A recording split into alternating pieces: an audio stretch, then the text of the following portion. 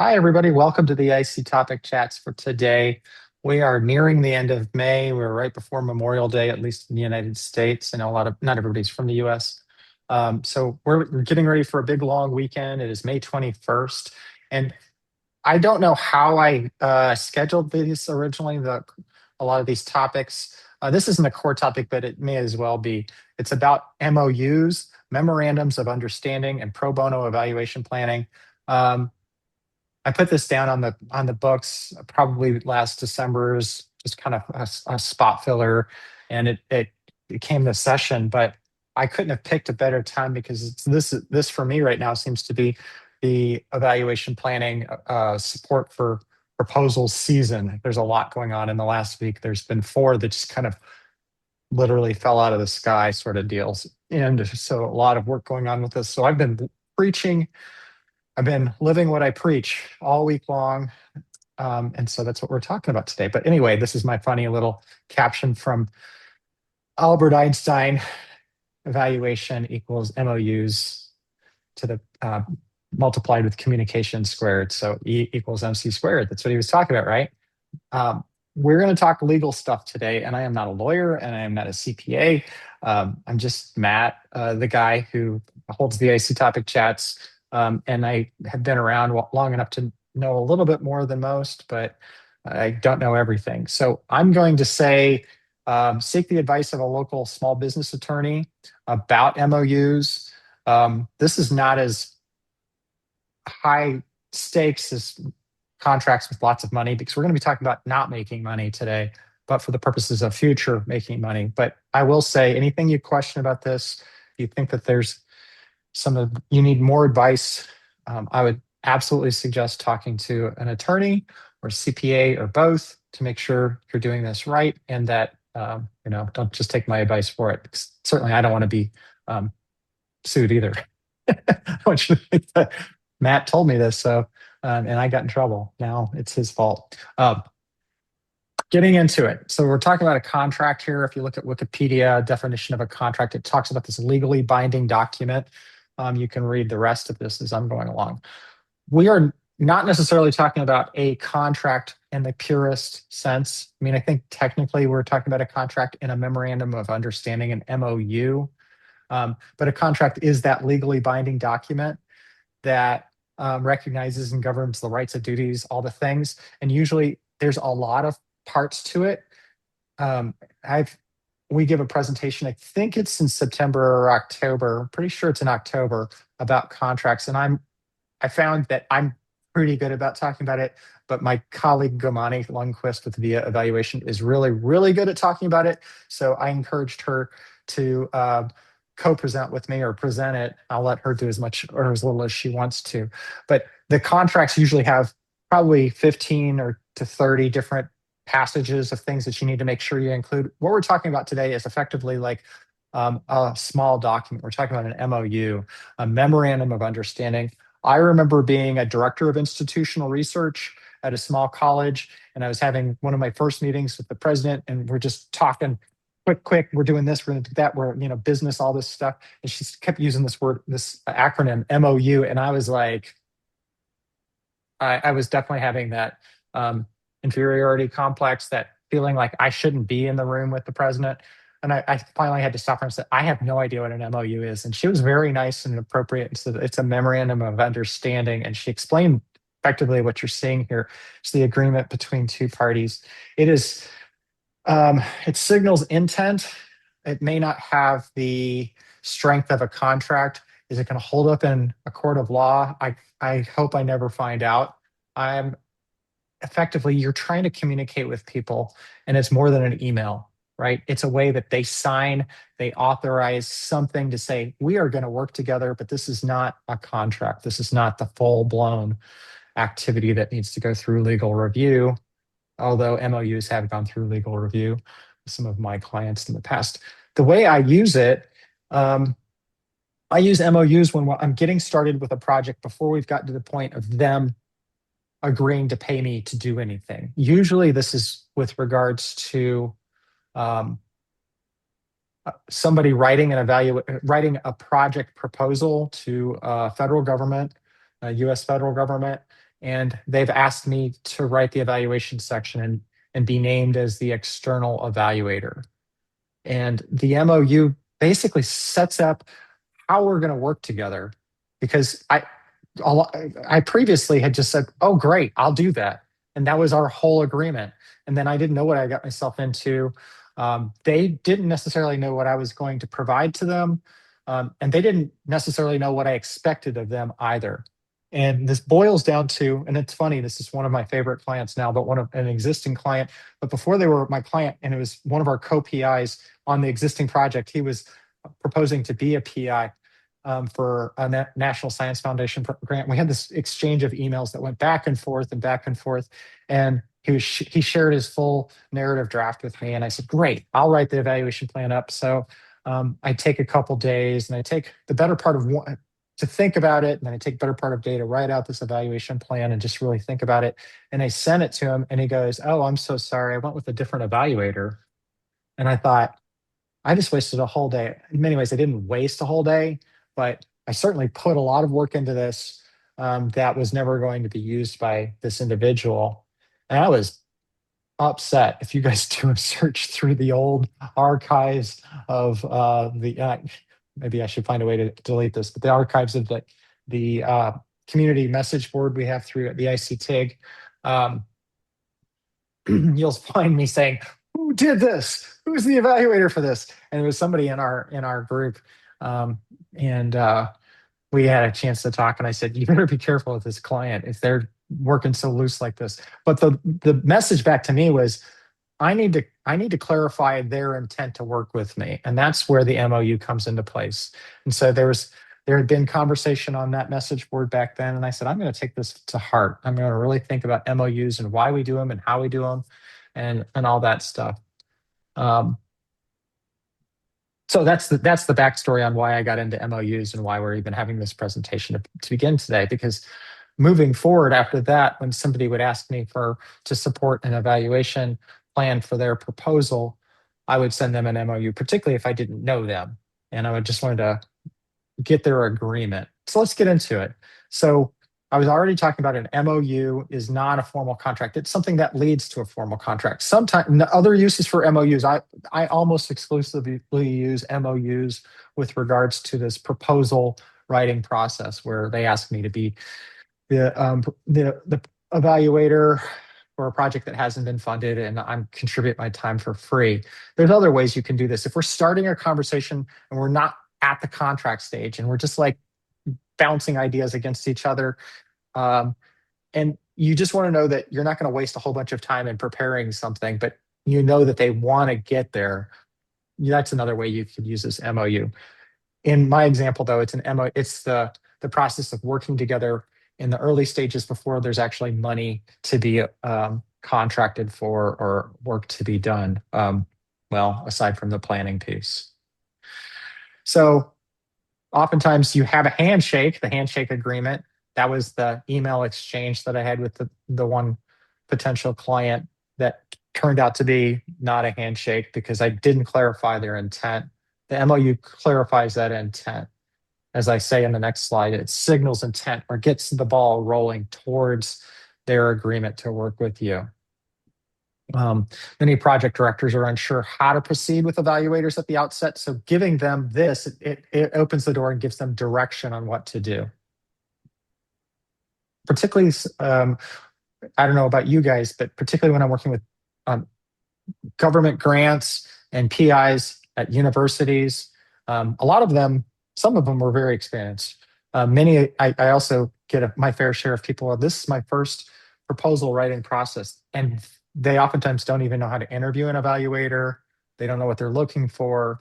They don't know what to do next. Sometimes that direction is given to them and they're doing it kind of through somebody else's instructions, or they just might be completely blind going into this process. And so this gives them a process to go through. And I think that assures them that I'm a professional, I know what I'm doing, and then we can start to work together. You're communicating expectations. And I'm going to show a template. Now we'll share the template out with everybody by email when Emily sends this out.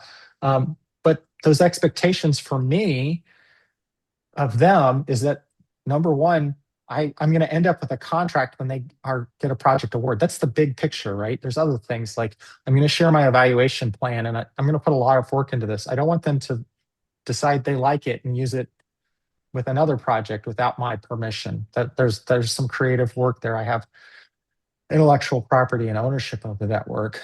I asked them to little things. This was actually one of my other colleagues who added this into the MOU. When you get the award, you will agree to share the award letter back to me so I can see what you got awarded.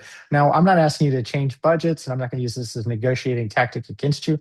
I just want to see it because it should be a public document and they usually don't have a problem sharing it. But I we like to say, well, you said you would do this, so we'd like to see that. We want to see what they put in there, what the final product is of the that's sent in as the proposal. So we asked them to send us the proposal that they sent. Um, we want to see what they put in for the evaluation budget because when it eventually gets funded, we know we can ask for that. That sounds crazy, but sometimes when people are proposing to get money that's not theirs, they're free in it with the exchange of the conversation. But when they get the funds, then they start to think, oh, why am I getting this? Actually happened to me. Why am I giving so much to this evaluator? What are they worth again? We've established this. It's in the MOU. You're gonna, and it's in the actual. Usually there's a evaluation budget with a budget narrative. But I've had a client go, could you tell me again why we're paying you $26,000 to do this project? Okay, do I need to ask you to read the proposal you wrote? In this case, the person didn't write the proposal. They were like one step up. Anyway, the MOU helps with that. You're communicating expectations that what they can expect of you, which is really one of the reasons why they want to sign this. I'm going to get here's who I am and why I'm qualified to do this type of work. Um, uh, I'm going to do this evaluation plan by XYZ date, right? You need to submit it by June. This is happening right now. You need to submit this by Monday, June 1st. I will get it to you by the Thursday beforehand. And we've got these massive proposals we haven't even seen the finished narratives. And I'm having to write an evaluation plan next Tuesday and Wednesday for some of them. But, that's going into the current MOUs. I'm putting out there other things that they're going to expect from me. And they ought to really use, I can help them develop their logic model or support a logic model process for, not the full blown about logic model process, but usually I can help you think through that since we are often pretty good at that. I can help you with the data management plan. In fact, I want to review the data management plan. Um, and I'll answer your question, Doris. I want to review their data management plan because in many ways, or I want to contribute to that because I'm collecting data and I want to know how they're thinking about these data. Oftentimes I have a template that I like to use for what I do. Some other expectations, I'll write a letter of intent or letter of support. That's often required. They like that. Some other things. Of course, I'm gonna commit my bio sketch or anything else that's a requirement that would go into the budget narrative. They'll want a budget narrative. Those are the sorts of things I put in there.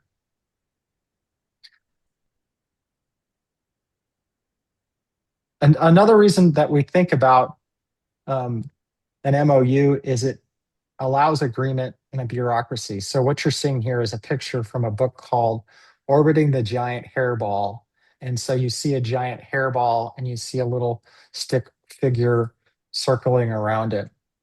If you think about I work mostly with universities, but if you think about any large organization with whom we might support, they're effectively bureaucracies. And every time a bureaucracy, and as the theory goes, and I think this makes sense, creates a rule or sends an email or creates a policy, it's a hair. And there's so many rules, they start to tangle up and if you work for that organization, you can get in the middle of the hairball. And the only way to be effective, according to the theory, is you have to think about the hairball as like a planet and you've got to orbit around it. If you get into the hairball, you'll never get anything done.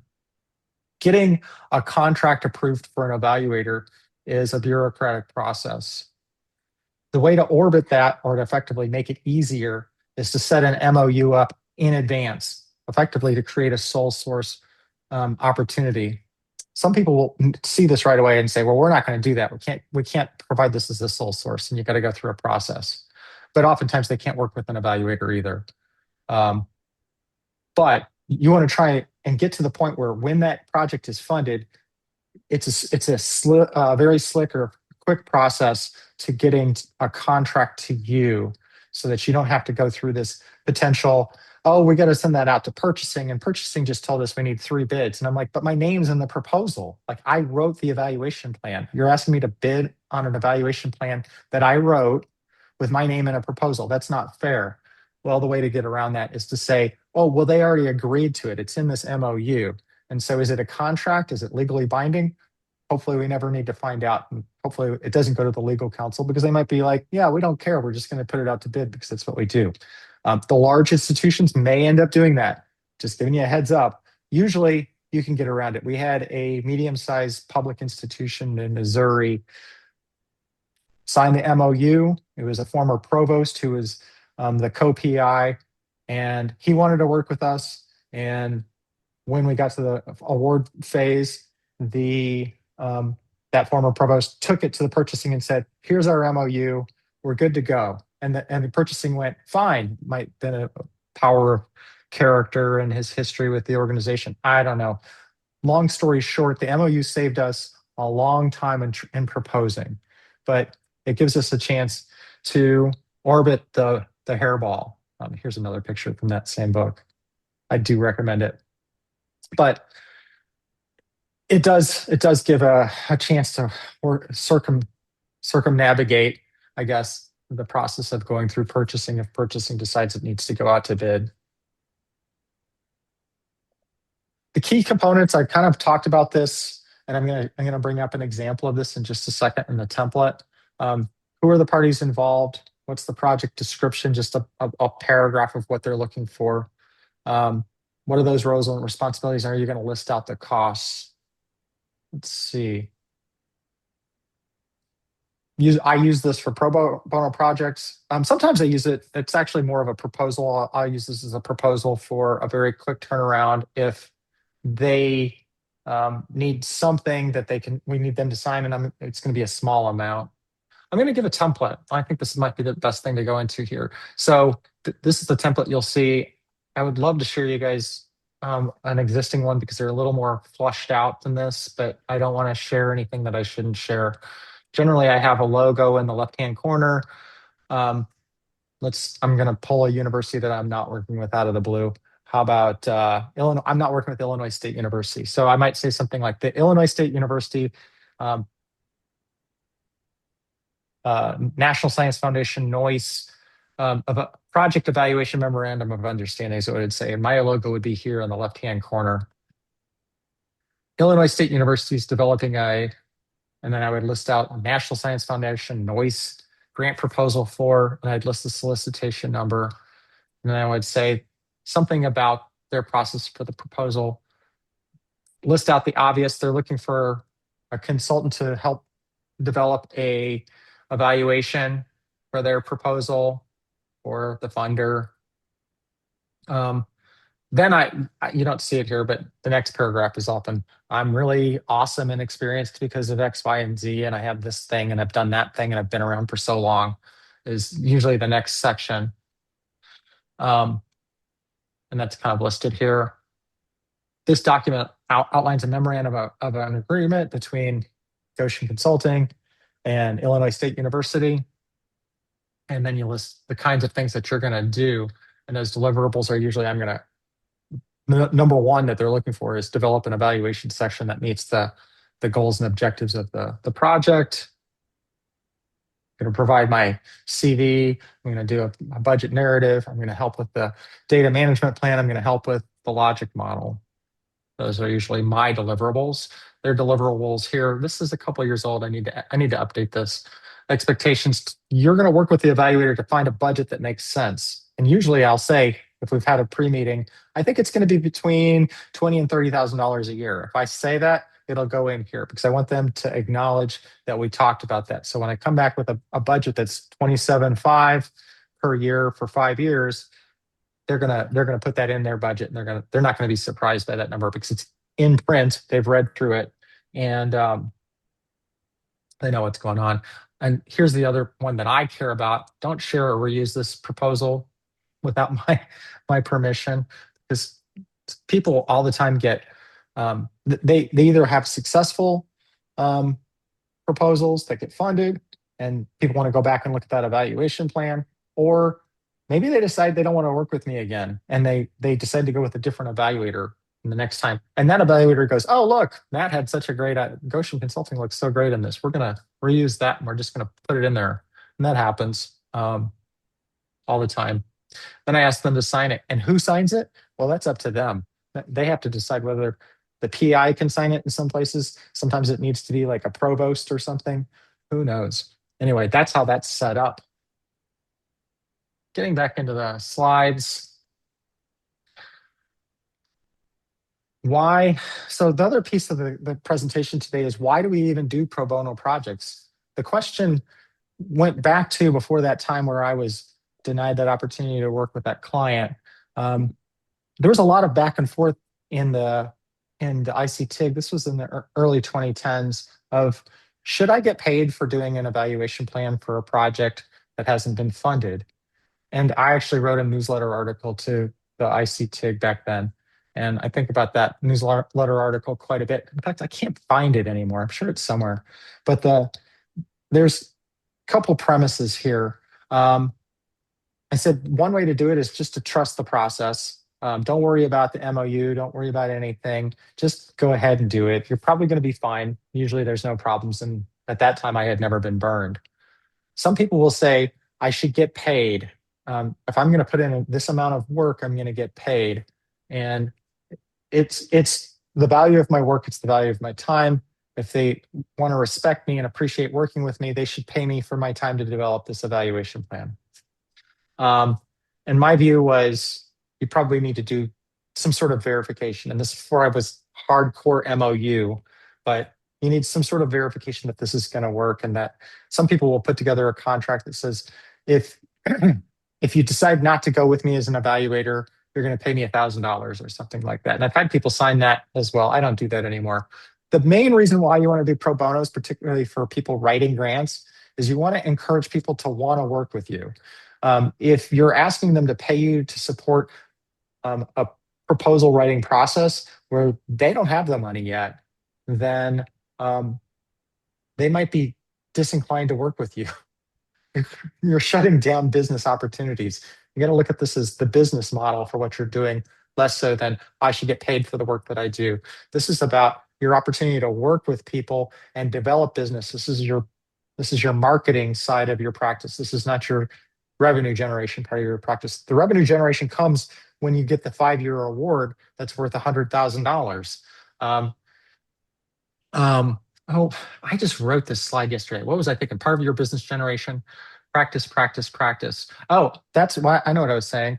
If you write these grants, grant proposal sections, it gives you practice. The more you practice, the better you get. The better you get, the more resources you can go back to when people ask you for a NSF noise proposal.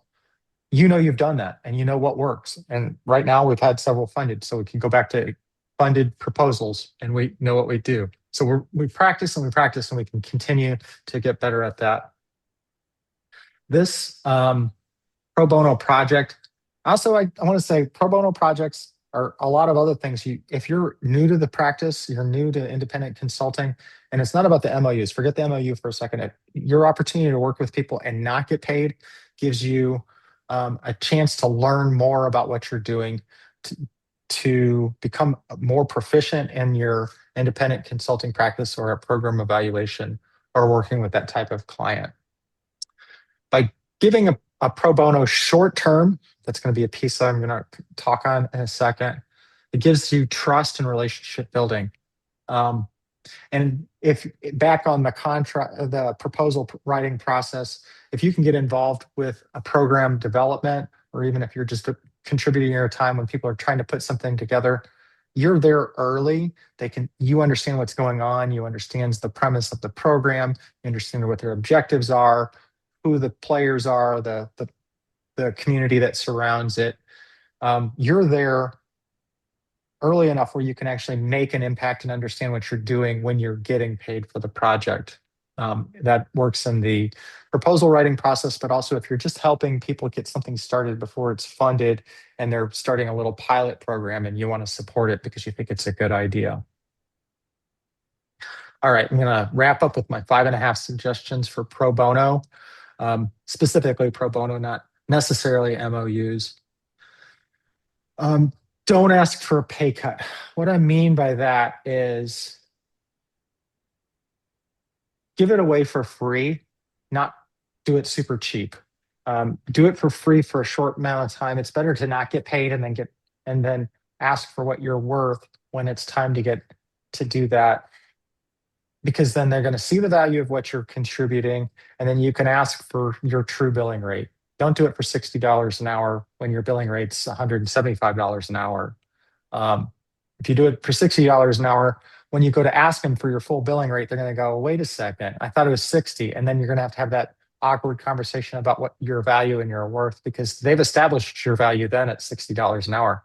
Do it for a short period of time for free and let them know ahead of time, hey, my billing rate's 175, but I'm doing this because I believe in this program. I want to be there. I want to be involved. I want to see that this happens. Don't do this for long. Don't do pro bono projects long term. At a certain point, they're just taking advantage of you, and not necessarily their fault. They may not know better. They're like, hey, this guy keeps showing up and helping out. Matt's a great guy. Why would we start paying him if he's just going to do it for free? Um, to their, in their defense, if you're not going to ask to get paid, why would they start paying you? Everybody's working with limited resources. So make sure there's clear boundaries around what you're, and then boundaries about what you're doing. So get everything in writing. So use an MOU process, use some sort of a short contract process so that they know what they're getting, why you're providing this to them, and where there are boundaries. And I think that's the next things. Don't allow scope creep. You're there to do a specific project. They start asking you to do a whole bunch of other things. Be careful about what you agree to. There's always some level of scope creep in all projects. I think there's anybody who says there's no scope creep and they've got firm boundaries, unless your name's Becky Garrow, she's great with boundaries. We all have scope creep. So sorry, Becky, and I just pulled you out. You'll probably talk to me in a second. Make sure you, particularly with the grant writing process, show up early and often. You think, I don't need to be there. Just send me your narrative and I'll write you an evaluation plan. No, you want to be there because this is a lot more than you putting in an evaluation plan to get a contract. This is about you developing relationships that could last decades. And I mean it, decades. This early process, you're creating those early relationships, that first getting to meet you time. I did that this morning. I had a first meeting with a potential PI from a university, and it was wonderful to connect with her. We were definitely pushing each other's buttons to push back and forth on what the evaluation plan needed to include. But she's a previous evaluator and now she's a faculty member. And I know that was the early relationship that if this project gets funded, she knows that we can have that type of relationship going forward, that we can challenge each other in the ways that we do. And finally, definitely get there before the evaluation budget is finalized if you can. That way you can get your word in on what the evaluation budget needs to be. Can't tell you how many times I would propose late in the game, it should be 26,000. And they're like, we only have 18,000 for you. And then I would have to scale back what I could do because I wanted to do more. And honestly, I wanted to get paid more as well. But if you can get in there early and start to have the conversation about what your value is, and they understand that, and you've developed a relationship as we did in number 5, you might have the opportunity for an evaluation budget that meets your needs, that meets the needs of the project, and you don't have to play this, $18,000 isn't enough game. All right. So I want to make sure that's the end of that session. I want to make sure you guys know what's coming up in the next couple of weeks. Next week, we're going to do a panel session on recovering academics, which a lot of us are. Lauren, Ashima, and Rachel will be discussing it. In fact, I started to put something out, and they just took over the process as they're wonderful people, and I let them. So it's great. I'm going to be doing a core topic, a topic that I do every year on business plan development for your independent consulting practice. The core topic is one that we repeat every year. So this is our June topic. Chrissy Biseglia is going to be talking about from outsider to insider, how she learned to become a program evaluator from a different career. And then we'll have another panel discussion with our IC-TIG leaders, with Emma and Nathan and others, talking about the IC-TIG Solopreneur Retreat, which was the first ever that they had in Atlanta earlier this year. I think in March, April, I forget, maybe it was April. All right, with that, I'm going to figure out how to stop the recording. I think I can hit pause, and then no, that's pause share. I'm going to pause. I'm going to stop recording. But everybody out there in YouTube land, I'll see you later if you're live. Stick around.